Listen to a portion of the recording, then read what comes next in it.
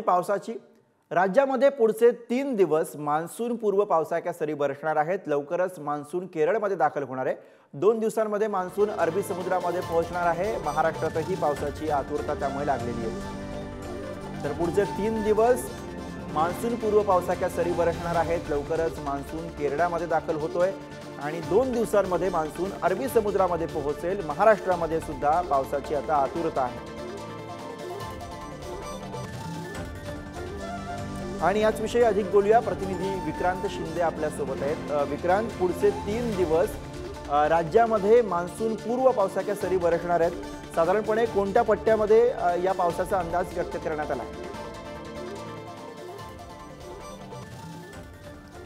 गुरुप्रसाद, खरं तर तुम्ही जसं म्हणालात तसं अरबी समुद्रामध्ये हा जो मान्सून आहे तो मान्सून पोहोचण्याची शक्यता जी आहे ती वर्तवण्यात आलेली आहे। त्यासोबतच आणखी एक शक्यता जी आहे जी वर्तवण्यात आलेली आहे ती शक्यता अशी की पुढचे 2 दिवस साधारण राज्यभरामध्ये उष्णतेच्या लाटा असतील। कोकणामध्ये उष्ण आणि दमट वातावरण असेल अशा प्रकारची हवामान विभागाकडून वर्तवण्यात आलेली आहे।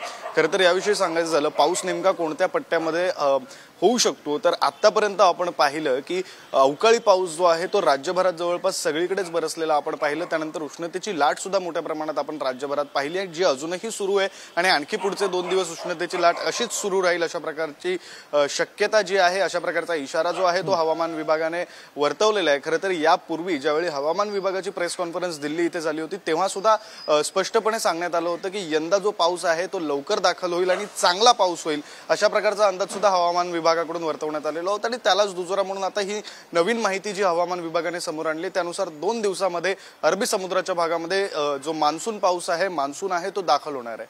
गुरुप्रसाद, बरोबर, तर 2 दिवसांमध्ये अरबी समुद्रामध्ये मान्सून पोहोचणार आहे। धन्यवाद विक्रांत या सगळ्या सविस्तर माहितीसाठी।